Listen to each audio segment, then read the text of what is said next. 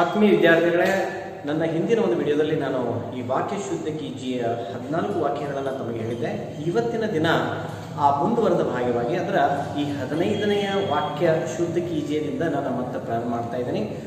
मैं आपको बता दूं कि कल मैंने आपको केवल 14 जो वाक्य शुद्ध कीजिए के प्रश्न थे उनका मैंने हल किया था, लेकिन आज उसके जो सामने का है यानी 15th के ऑनवर्ड्स जो क्वेश्चंस है उनको मैं आपके सामने यहाँ पर दिखाता जाऊंगा और बताता जाऊंगा कि कहाँ पर कैसे वाक्य शुद्ध करना है. सबसे पहले देखिए यहाँ पर आप खाना खाओगे, तो देखिए यह सेंटेंस जब आप ठीक से सुनेंगे तब आपको पता चलेगा कि इसमें क्या गलत है.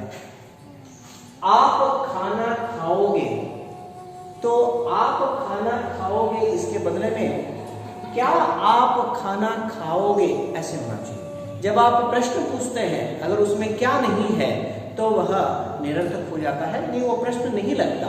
जबकि आप अपने उच्चारण के द्वारा बता सकते हैं कि क्या आप खाना खाओगे, ठीक है, आप खाना खाओगे. जब आप इस तरह बोलेंगे तो समझ जाएगा कि सामने वाला क्या प्रश्न पूछ रहे हैं. लेकिन जब आप लिखते हैं तो क्या का होना जरूरी है, वरना वह भाव उसमें नहीं होगा. तो इसीलिए यहाँ पर क्या का होना जरूरी है. क्या आप खाना खाओगे, तब जाके ये वाक्य ठीक होगा. और उसके बाद ಇದರಲ್ಲಿ ಏನಾಗಬೇಕಂದ್ರೆ ಕ್ಯಾ ಅನ್ನೋದು ಬರಬೇಕು. ಕ್ಯಾ ಅನ್ನೋದು ಬರಲಿಲ್ಲ ಅಂದ್ರೆ ಇದನ್ನು ಓದುವ ಹೊತ್ತಿನಾಗ ಏನಾಗ್ತದೆ, ಸಾಮಾನ್ಯ ವಾಕ್ಯ ಅನ್ನಿಸ್ತದ, ಅದು ಪ್ರಶ್ನಾರ್ಥಕ ಅನ್ಸಂಗಿಲ್ಲ. ನೀವು ಹೇಳುವಾಗ ಅದರ ಭಾವ ಏನಾಗ್ಬೋದು, ಆಪ್ ಖಾನಾ ಖಾओगे ಅಂತ ಕೇಳಿದಾಗ ಅದು ಪ್ರಶ್ನಾರ್ಥಕತೆ ಅನಿಸ್ಬೋದು, ಆದ್ರೆ ಬರೆದಾಗ ಅದು ಪ್ರಶ್ನೆ ಅನ್ಸಂಗಿಲ್ಲ, ಅದು ಕೇವಲ ಸಾಮಾನ್ಯ ವಾಕ್ಯ ಅನಿಸ್ತದ. ಹೀಗಾಗಿ ಅಲ್ಲಿ ಕ್ಯಾ ಅನ್ನೋದು ಬರಬೇಕು ಪ್ರಶ್ನಾರ್ಥಕ ವಾಕ್ಯಕ್ಕಾಗಿ. ಇನ್ನ ಮೇರಾ ಪ್ರಾಣ ಬೇಚೈನ್ ಹೈ, ನೋಡ್ರಿ ಆಲ್ವೇಸ್ ಪ್ರಾಣ ಬಂದಾಗ ಅದನ್ನು ಬಹುವಚನವಾಗಿ ತಗೋಬೇಕು. ಇಲ್ಲಿ ಮೇರಾ ಏಕವಚನ ಪುಲ್ಲಿಂಗ್ ಅದ, ಹಿಂಗಾಗಿ ಏನಾಗಬೇಕು, ಮೇರೆ ಅನ್ನೋದಾಗಬೇಕು. ಮೇರೆ ಅನ್ನೋದಾದಾಗ ಅದು ವಾಕ್ಯ ಸರಿ ಹೋಗ್ತದೆ. ಯಾಕಂದ್ರೆ ಪ್ರಾಣವನ್ನು ಯಾವಾಗಲೂ ನಾವು बहुवचनದೊಳಗೆ तोगोतेवे.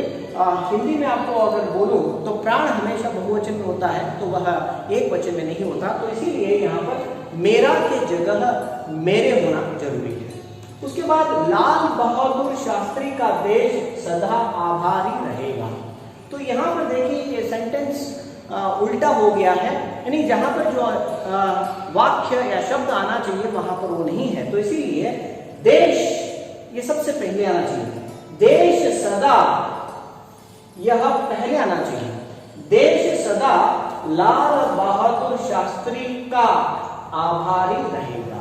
तो ये जो है भाग ये दूसरे नंबर पर आना चाहिए और ये भाग तीसरे नंबर पर आना चाहिए. पहले भाग में यह कर्ता के रूप में देश सदा लाल बहादुर शास्त्री का आभारी रहेगा, तो इस प्रकार होना चाहिए. इल्ले देश सदा ಅನ್ನೋದು ಪ್ರಥಮವಾಗಿ ಬರಬೇಕು. ಅದಾದ ಮೇಲೆ ಲಾಲ್ ಬಹದ್ದೂರ್ ಶಾಸ್ತ್ರಿ ಅನ್ನುವಂತಹ ಶಬ್ದಾಂಶ ವಾಕ್ಯಾಂಶ ಏನದ ಅದು ಸೆಕೆಂಡ್ ಬರಬೇಕು. ಆಮೇಲೆ ಆಭಾರಿ रहेगा ಅನ್ನೋದು ಮೂರನೇ ಸ್ಥಾನದೊಳಗೆ ಬರಬೇಕು. ಈ ರೀತಿ ಆದಾಗ ಅದು ಸರಿ ಹೋಗುತ್ತೆ. ಇದಾದ್ಮೇಲೆ ಲತಾ ने आम को खाती थी. लता ने आम को खाती थी. ಇದು ನೇ ಹಚ್ಚಿದಾಗ ಇಲ್ಲಿ ನೇ प्रयोग ಮಾಡಕ ಬರಂಗಿಲ್ಲ, ಯಾಕಂದ್ರೆ अपूर्ण भूतकाल है. तो इसीलिए यहाँ पर ने का प्रयोग नहीं हो सकता. इसीलिए यहाँ पर ने को हटा देना चाहिए. जब आप ने को हटा देंगे तब वाक्य ठीक हो जाएगा. लता आम को खाती थी, या आप कह सकते हैं कि लता आम खा रही थी. मैंने कल आपको बताया था कि मैं विश्वविद्यालय को जा रहा हूं, तो को वहां पर प्रयोग नहीं होना चाहिए. तो इसलिए यहां पर भी को का प्रयोग नहीं होना चाहिए. लता आम खाती थी या खा रही थी ऐसे भी होना चाहिए.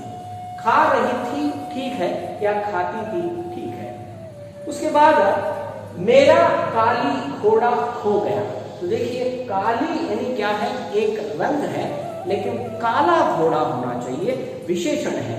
तो मेरा काला घोड़ा खो गया. ಇಲ್ಲೇನಾಗಬೇಕಂದ್ರೆ ಕಾಲಿ ಬದಲಾಗಿ ಕಾಲ ಅನ್ನುವಂತಹದ್ದು ಆಗಬೇಕು, ಅಂದಾಗ ಆ ವಾಕ್ಯ ಪರಿಪೂರ್ಣ ಆಗ್ತದೆ.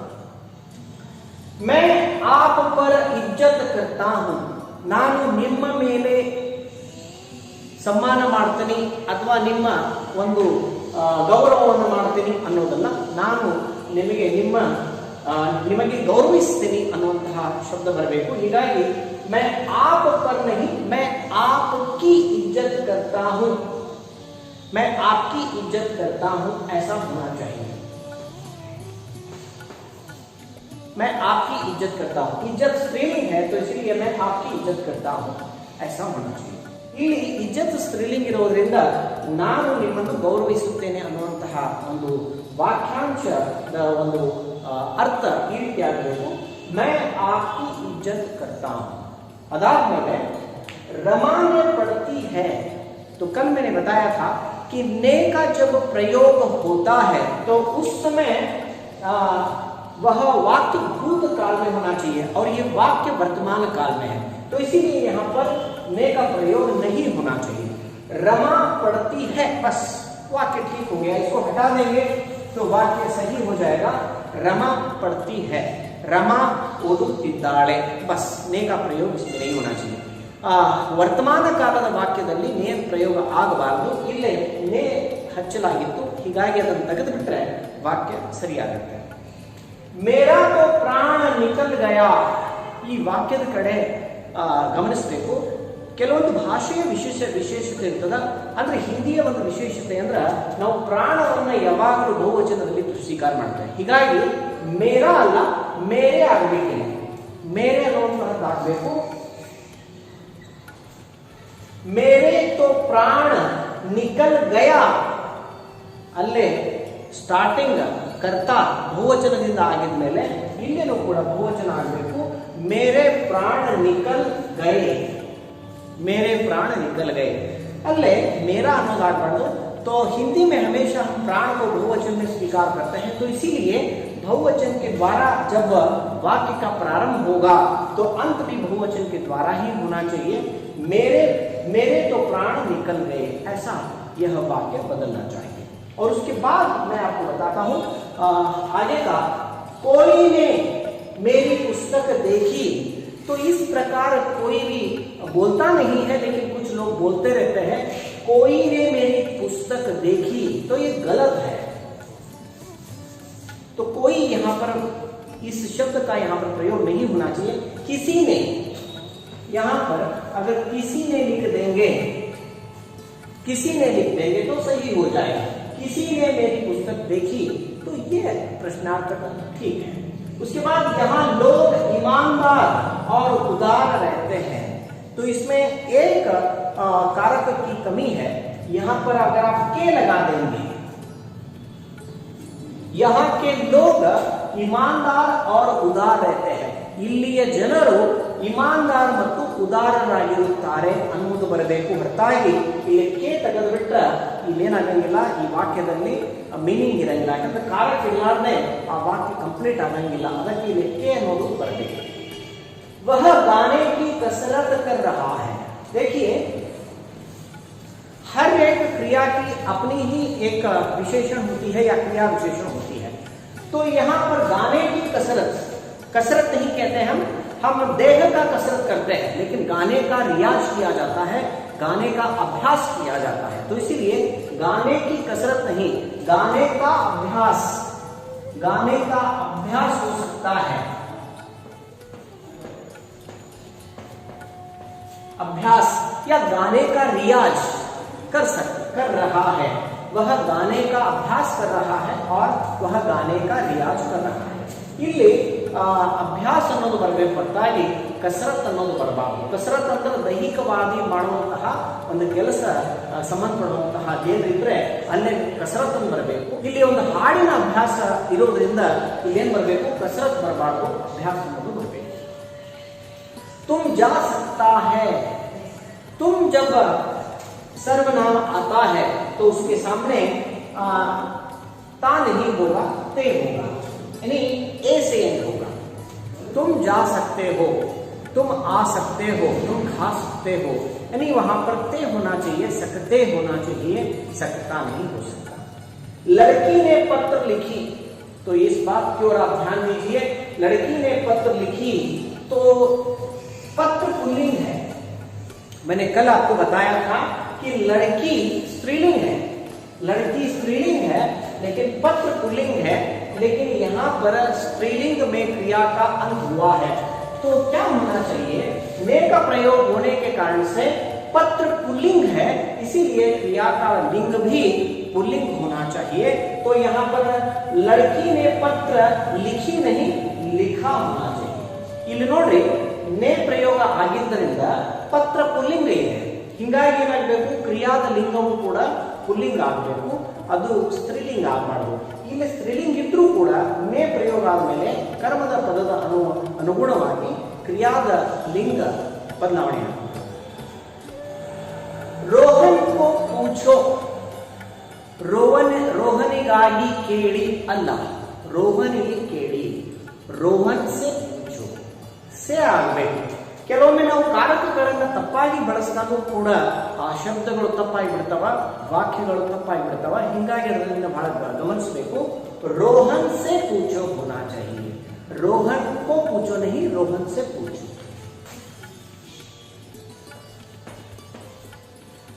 और उसके बाद वह पैदल से गया है, वह पैदल से गया है. तो यहां पर देखिए, इस समय यहां पर से की आवश्यकता ही नहीं है, वह पैदल गया, बस इतना काफी है.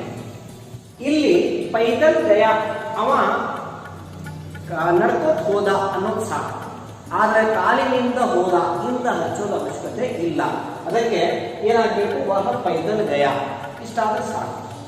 ಅದಾದ್ಮೇಲೆ ಕೋಯಲ್ ಡಾಲಿ ಮೇ ಬೈಠಿ ಹೈ, ಇಲ್ಲಿ ನೋಡಿ, ಮೇ ಅನ್ನುವಂತಹ ಏನು ಕಾರಕದಲ್ಲ, ಮೇ ಅಂದ್ರೆ ಒಳಗೆ, ಅಂದ್ರ ರೆಂಬೆಯ ಒಳಗೆ ಆ ಕೋಗಿಲೆ ಕೂಡಲಿಕ್ಕೆ ಸಾಧ್ಯ ಇಲ್ಲ, ರೆಂಬೆಯ ಮೇಲೆ ಆ ಕೋಗಿಲೆ ಕೂಡಲಿಕ್ಕೆ ಸಾಧ್ಯದ.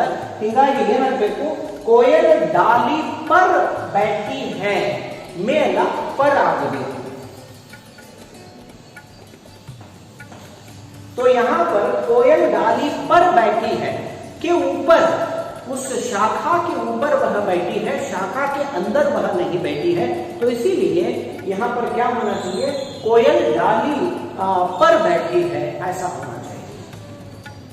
मेरे पास केवल मात्र 50 रुपये हैं. हम बात करते समय इस तरह से बहुत सारी अशुद्धियां हो जाती हैं. हम दो विशेषण का प्रयोग करते हैं, जबकि एक ही विशेषण से काम चल जाता है. हम इंप्रेस करने के लिए दो विशेषण का प्रयोग करते हैं, लेकिन उसका विपरीत अर्थ हो जाता है, या तो उसका गलत मतलब निकल जाता है. तो इसीलिए मेरे पास केवल शब्द का भी अर्थ वही है, मात्र शब्द का भी अर्थ वही है. तो इसीलिए यहाँ पर दो शब्द एक ही अर्थ के लिए उपयोग करना जरूरी नहीं है. मेरे पास केवल 50 रुपए हैं, बस मेरे पास मात्र 50 रुपए हैं. तो यहाँ पर मात्र उतना ठीक नहीं रहेगा, इसीलिए मेरे पास केवल 50 रुपए हैं, यह इसके लिए पर्याप्त है.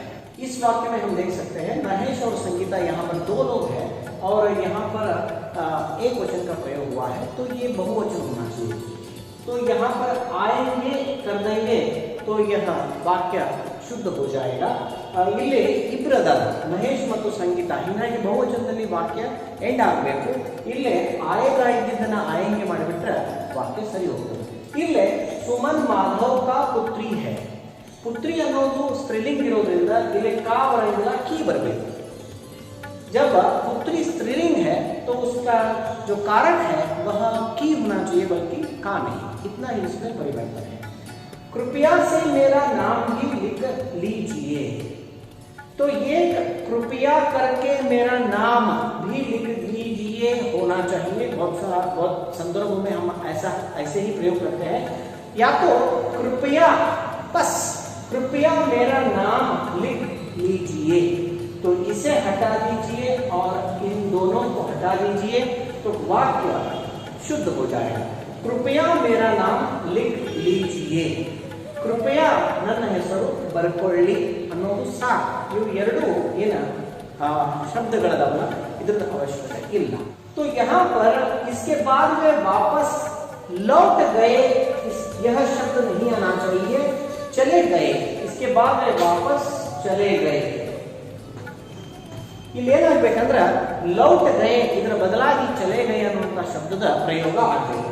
ಅದಾದ್ಮೇಲೆ ಶತ್ರು मैदान से दौड़ खड़ा हुआ, शत्रु मैदान से भाग खड़ा हुआ, ಅಥವಾ ಶತ್ರು ಮೈದಾನ से भाग गया ಅನ್ನೋದು ಕೂಡ ನಾವು ಬರೀಬಹುದು. मैं आपका दर्शन करने आया हूं. ಇಲ್ಲಿ ನೋಡಿ, ಇಲ್ಲೇನಿದೆ ಅಂದ್ರೆ ದರ್ಶನ ಅನ್ನುವಂತಹ ಶಬ್ದ ಯಾವಾಗಲೂ ಕೂಡ ಬಹುವಚನದಲ್ಲಿ ನಾವು ಬಳಸಬೇಕು. ಹಿಂಗಾಗಿ मैं आपका ಅಲ್ಲ आपके ಆಗಬೇಕು. ಇದನ್ನು ತೆಗಿಬೇಕು. मैं आपके दर्शन करने आया हूं. तो हिंदी में दर्शन शब्द का हमेशा हम बहुवचन में प्रयोग करते हैं, तो इसीलिए आपका नहीं आपके होना चाहिए. मैं आपके दर्शन करने आया हूं. तो उसके बाद मैंने मकान बनवाने के लिए मैसूर जाना है. तो कुछ लोग इस तरह का प्रयोग करते हैं, लेकिन ऐसा नहीं होना चाहिए. मैंने की जगह पर मुझे इसका प्रयोग करना है.